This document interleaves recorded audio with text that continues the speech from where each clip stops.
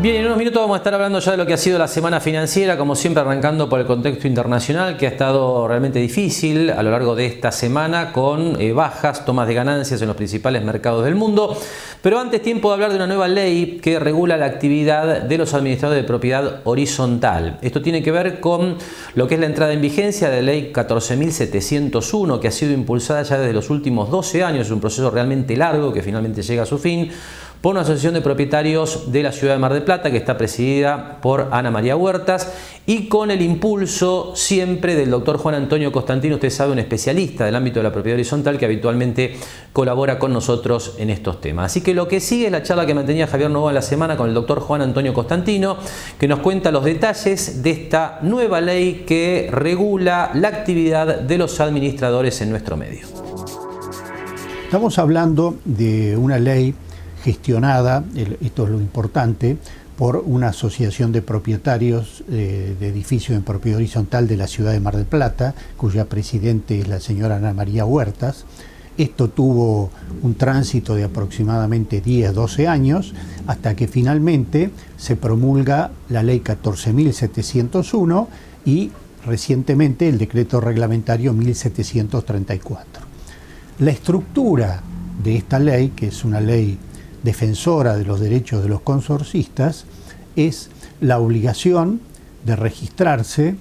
En estos momentos esa obligación de registrarse se cumple todo por internet, por supuesto, pero el control está en la Dirección de Personas Jurídicas, que es un organismo que está dentro del Consejo Profesional de Ciencias Económicas en la ciudad de Mar del Plata concretamente. Algunas de las cosas muy importantes que contiene esta ley, que fue acompañada políticamente por el diputado Manino Iriar y a posteriori por otra diputada, contiene algunos elementos como, por ejemplo, el mandato anual del administrador, independientemente de lo que diga el reglamento de propiedad.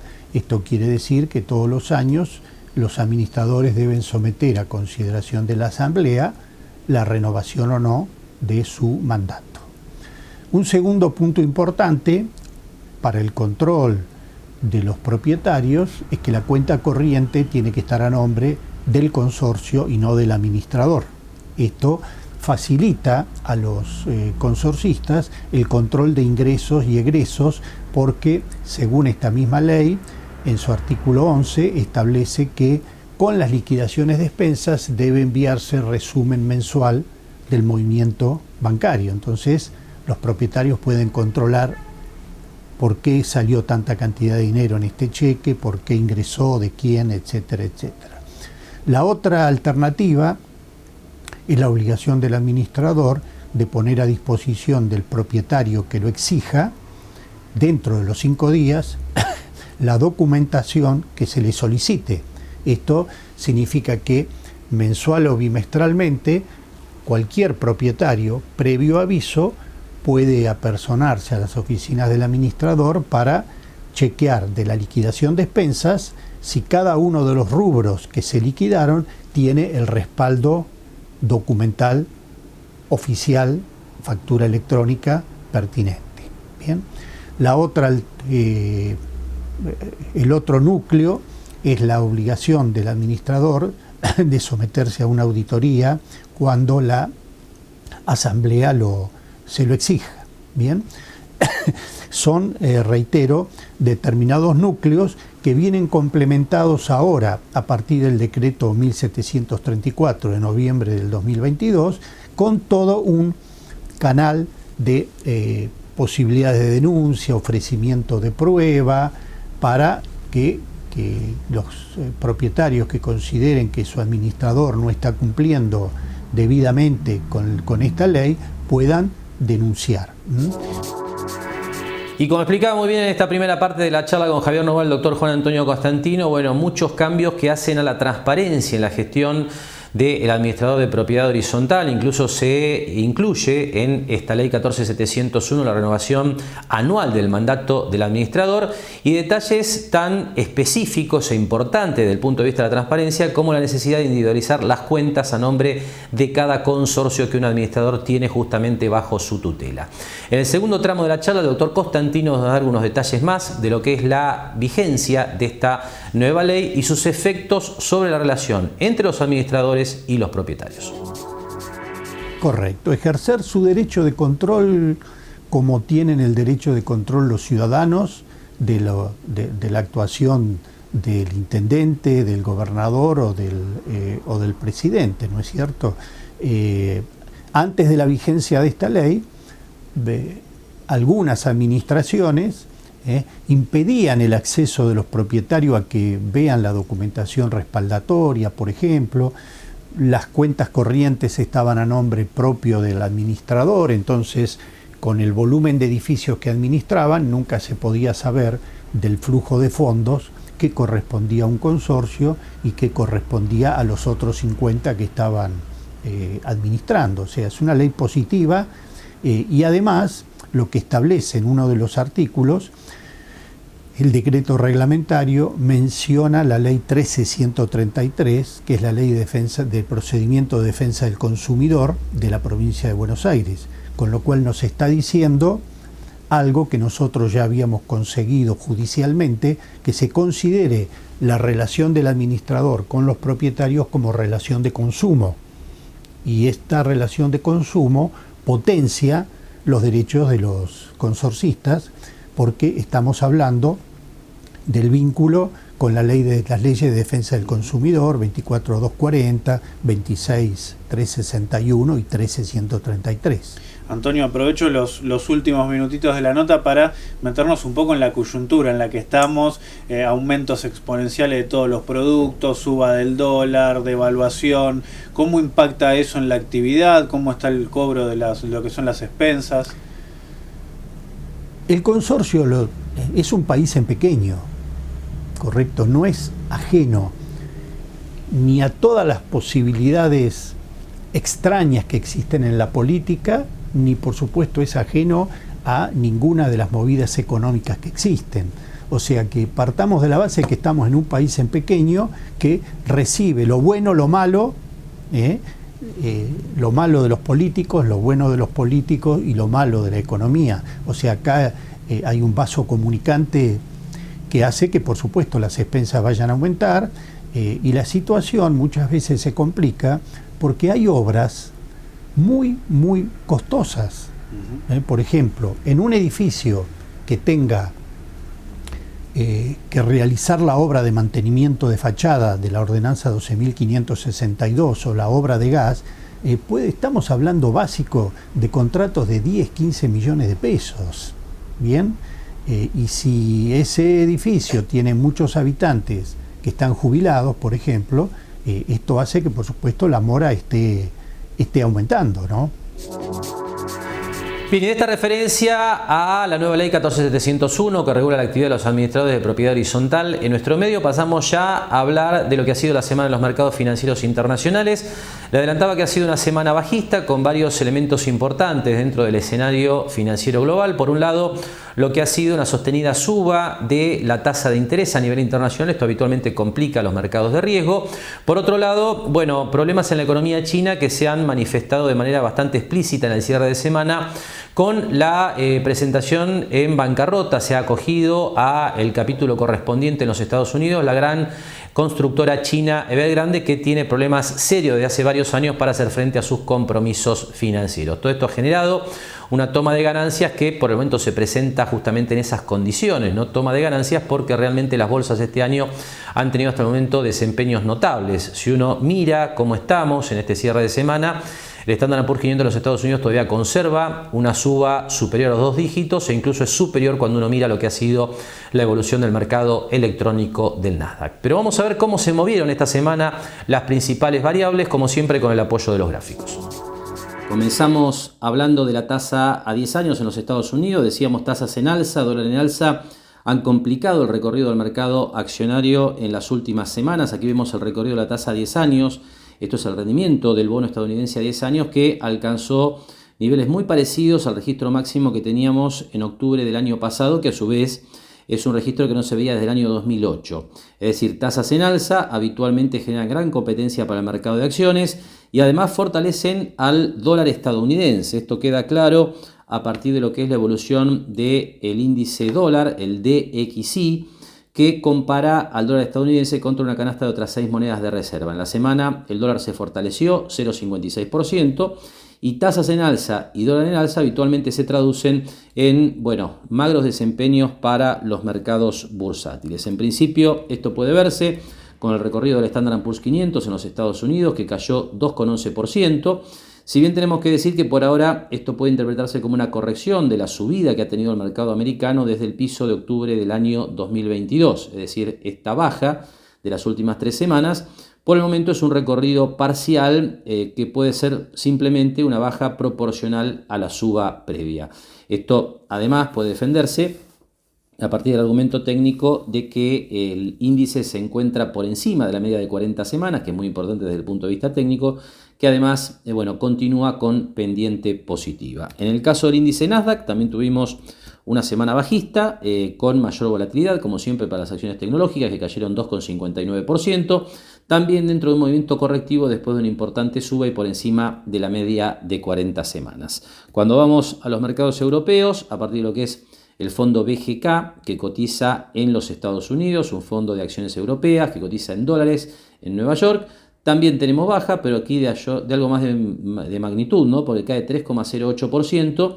Esto tiene que ver, por un lado, con la debilidad de los mercados de acciones y por otro, con la debilidad del euro contra el dólar en un contexto de fortalecimiento del dólar estadounidense. Y en América Latina, ya llegando a nuestra región, tenemos una baja para el ILF, Fondo de Acciones Latinoamericanas, que cotiza en Wall Street, del 2,52%, acompañando la baja de los mercados globales. Y la sorpresa seguramente se produce cuando uno llega hasta la bolsa argentina, donde en un contexto internacional negativo y con, evidentemente malas señales desde lo local, lo que uno podría esperar son bajas significativas. Y la realidad es que el mercado argentino se defendió muy bien esta semana, a tal punto que termina con una baja muy magra del 0,31%, es decir, prácticamente en equilibrio con respecto al cierre de la semana previa. Después, por supuesto, de haber tenido una gran volatilidad. La jornada del lunes abrió con acciones muy a la baja. Esto queda representado muy bien por la vela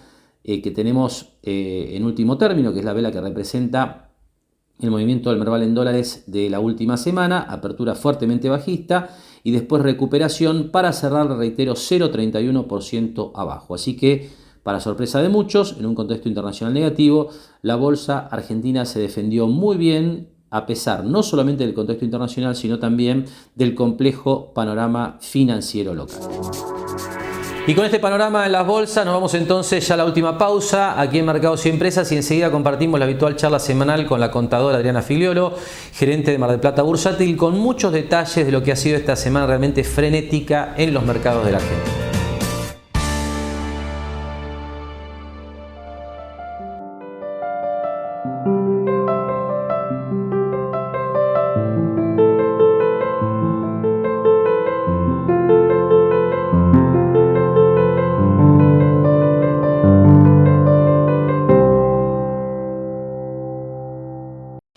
Lo esperamos en Mar del Plata Bursátil para asesorarlo en su mejor alternativa de inversión o financiación para su empresa o negocio. De lunes a viernes, de 10:30 a 17:30 horas en Corrientes 1723, teléfono 561-6000, www.mdpbursátil.com.ar.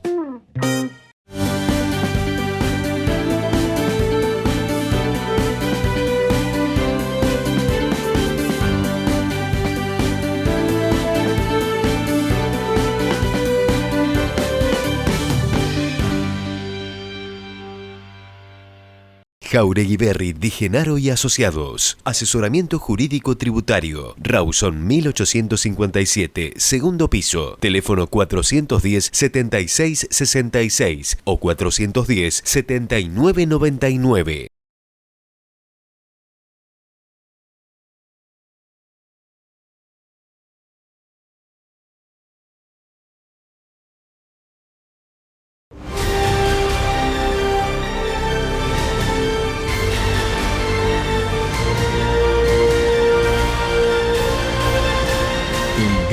Astillero Argentino es marplatense. Bien, último tramo de mercados y empresas, de tiempo entonces de compartir la habitual charla semanal con la contadora Adriana Figliolo, gerente de Mar del Plata Bursátil. Así que bueno, Adriana, te damos la bienvenida y queremos que nos cuentes en principio, bueno, los cambios que tienen que ver con la operatoria del dólar bolsa, ¿no? Aparecieron varias regulaciones esta semana que han, bueno, de alguna manera modificado la operatoria de este dólar que está tanto más barato que el dólar blue. Contanos un poco esos detalles. Bueno, la verdad que fue una semana agobiante, primero porque también continuamente siguen sacando resoluciones y prohibiendo cosas, entonces realmente eso te hace, no sé, la verdad que te trae una situación de inestabilidad hasta que lograste entender a qué se refiere la norma. Esta semana la que priorizó fue el monto de los 100.000 bonos, que ya en los diarios confundieron porque son 100.000 bonos y lo que lo que vos podés operar es eso, no son 40.000 dólares, en realidad son menos, porque el bono que se utiliza en general es el AL30, que es el que más mercado tiene, y eso te da aproximadamente, te da 30, con la suba que hubo esta semana, 30.000 dólares, o sea, ya el primer tema lo tuvimos ahí. Y bueno, o sea, nosotros donde más se ve afectado en este momento son los que son importes grandes, si no realmente no hay grandes modificaciones.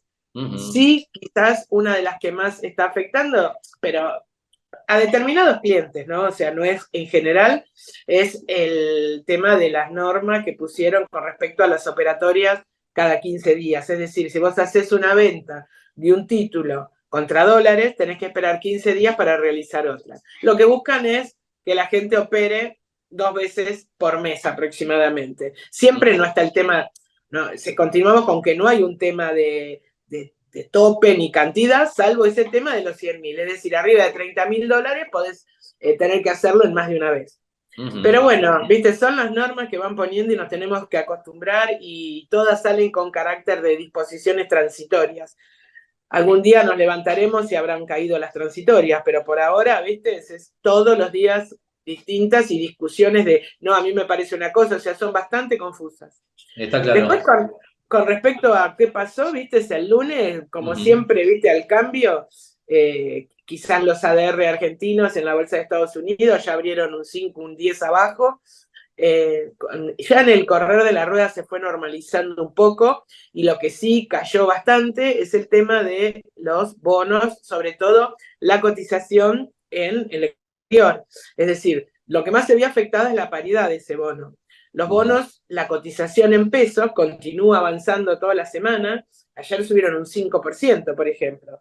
Y también subió la paridad, pero lo que hace eso es que te está dando un dólar muy barato, o sea, con respecto a lo que vos ves en lo que es el mercado blue. Entonces, el mercado blue, el dólar está aproximadamente, te comentan, 7.80, 7.60, están analizando ese número, y realmente el dólar MEP está alrededor de 6.50, 6.60, a veces ha pasado que como vos comprás el bono un día y lo vendés al otro, como la paridad vino subiendo, ayer, por ejemplo, cerramos a 6.40, los del día anterior.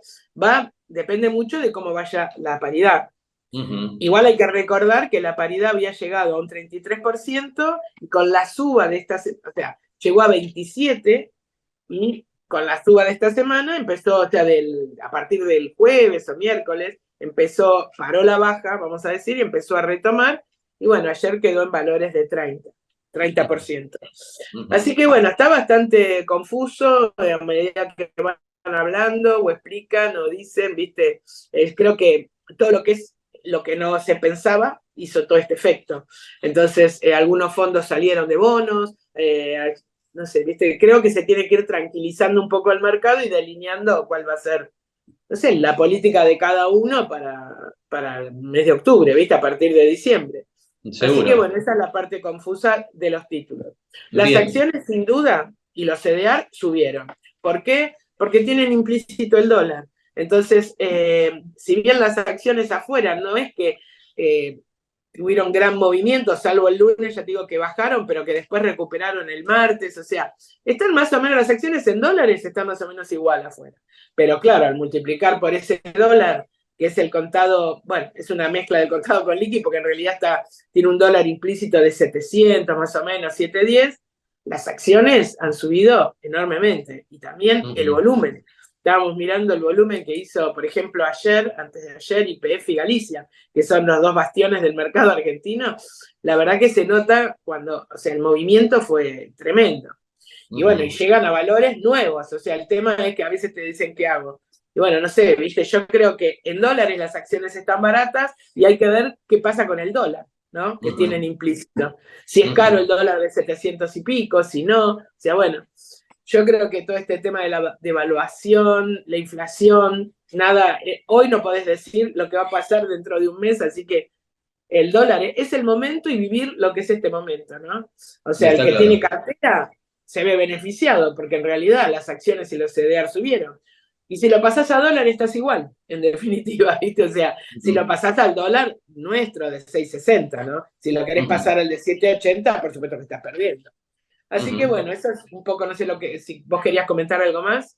Mira, Adriana, un tema que me parece importante destacar una vez más es, teniendo en cuenta que el dólar MEP ha quedado tanto más barato, tanto más accesible que el dólar blue, destacar hoy cómo está el tema de las restricciones. Es decir, para aquel que no ha operado todavía dólar MEP, ¿qué limitaciones hay para comprarlo? Porque esta diferencia que vos marcás de aproximadamente 100, 120 pesos entre el MEP y el blue realmente es un número muy importante, ¿no?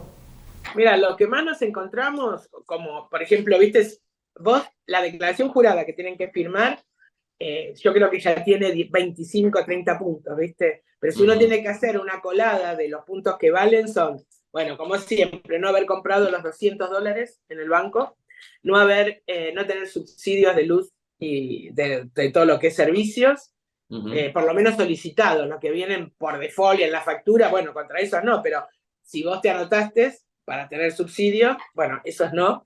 No podés tener caución, no podés tener deudas en el sistema bursátil, es decir, no podés tomar una caución, que es tomar plata, vamos a decir, contra tu tenencia para comprar y hacer dólar MEP, eso tampoco se puede. Bueno, me parece que son los más importantes que estén vigentes. Si tomaste tasa a las empresas, por ejemplo, si tomaron una tasa subsidiada, tampoco pueden. Los que tienen el dólar agro, los que han accedido al dólar agro, tampoco. O sea, son esas tipo. O sea, se podría hacer que si tenés un beneficio del gobierno, no podés hacerlo. Pues ya tenés ese beneficio. Sería un poco la traba que se ve. Después, en el caso de los jubilados, suponete los créditos del ANSES que dieron ahora, eso también, y sacaron una circular para prohibir que compren dólares. Todo así, ¿viste? O sea, pero en general es todo el que tuvo un beneficio. Ese sería un resumen de... Y después un poco han hecho también el tema de que la gente a lo mejor hacía dólar MEP y después que esos dólares se los transferíamos y capaz que me lo transferían de vuelta para hacer un ON. Para eso también hay que esperar 15 días. Se van poniendo trabas, que algunas no tienen sentido, pero bueno, ¿viste? Es como que van tratando de ver dónde está, como ellos están interviniendo en el mercado de bonos para que no se les escape. O sea, intervienen ahí, pero se escapa del otro lado. Entonces es como decir, ¿viste? Decir que es tanta la diferencia que la gente prefiere esperar, porque si no diría, bueno, aunque sea plata declarada total, van y compran en el negro, si acá le ponemos tantas trabas. Pero evidentemente, como la diferencia se fue haciendo tan grande, la gente muchas veces prefiere esperar. Espera y se juega a ver qué pasa, ¿viste? ¿Qué va a pasar dentro de 15 días si no puede volver a operar? Pero bueno, ese sería como un resumen, ¿no? de la semana. Comenzamos por el dólar, con algunas variaciones, ligeras variaciones con respecto a los valores que presentábamos en la apertura del programa, ya con niveles de cierre para la jornada de este viernes. El oficial 365,50, termina la semana, hablamos del tipo de cambio minorista con una suba del 22,45%. En la bolsa el MEP sustancialmente más barato que el blue, esto es probablemente lo más destacado desde el punto de vista del interés de los ahorristas e inversores, 657,50 contra un blue de 720 pesos. A pesar de la caída justamente del blue que vimos en la jornada del viernes, donde hubo tal vez un ajuste, ¿no?, del mercado marginal a lo que se venía viendo en el recinto bursátil. En este contexto, el tipo de cambio más caro en el cierre de semana es el contado con liquidación, que termina en 745,80 con un avance del 24,04%. En lo que tiene que ver con el mercado de bonos, lo decíamos, caídas, le diría, mayoritarias, aunque los movimientos de este viernes dejan al 2041 con legislación local en terreno positivo, 9,11%. Esto probablemente tenga que ver con alguna operación desarbitrada sobre el cierre de los negocios, porque la tendencia en general fue negativa. Como vemos, los títulos más operados, principalmente el 2030, caída de prácticamente el 3%. El 2030, de recuerdo, es el bono más utilizado para operaciones de dólar MEP o dólar bolsa. Y por último, la referencia obligada a las reservas internacionales del Banco Central. Decíamos en la apertura del programa que con valores al jueves de esta semana teníamos una muy ligera recuperación de las reservas, a pesar de lo que ha sido la devaluación habilitada por el Banco Central en el arranque de la semana. Esto empeora con los datos del viernes, datos ya de cierre de la semana, donde se observa que a pesar de haber fijado el tipo de cambio mayorista en 350 pesos, el central también pierde reservas esta semana, lo que demuestra la gravedad de la situación del stock de reservas internacionales del central. El último registro entonces, 23.629 millones de dólares, caída semanal de 39 millones, con lo cual durante el mes de agosto ya se han perdido 400 millones de dólares aproximadamente, tema clave de las reservas que por supuesto desplaza la atención para lo que va a ser el próximo martes, la próxima semana, la presencia de masa en los Estados Unidos para cerrar el tema de los desembolsos con el Fondo Monetario Internacional. Y con esta situación nos vamos entonces ya al cierre de esta nueva emisión de Mercados y Empresas. La expectativa de los mercados pasa por ver qué ocurrirá la semana próxima, básicamente con lo que es el viaje del ministro de Economía Sergio Massa, ministro de Economía y candidato, ¿no?, a los Estados Unidos. Esto en principio tiene que ver con el cierre del desembolso, los desembolsos del Fondo Monetario Internacional que se han acordado a partir de la última reunión entre los técnicos de la Argentina y los técnicos del FMI. La idea de los mercados es que probablemente esos desembolsos puedan ayudar a recuperar la calma en mercados que han estado realmente muy convulsionados en estos días. Con este comentario estamos cerrando. Le agradecemos que nos haya acompañado una semana más con Mercados y Empresas. Nos despedimos como hacemos habitualmente hasta el próximo sábado a la hora 18. Gracias y muy buen fin de semana.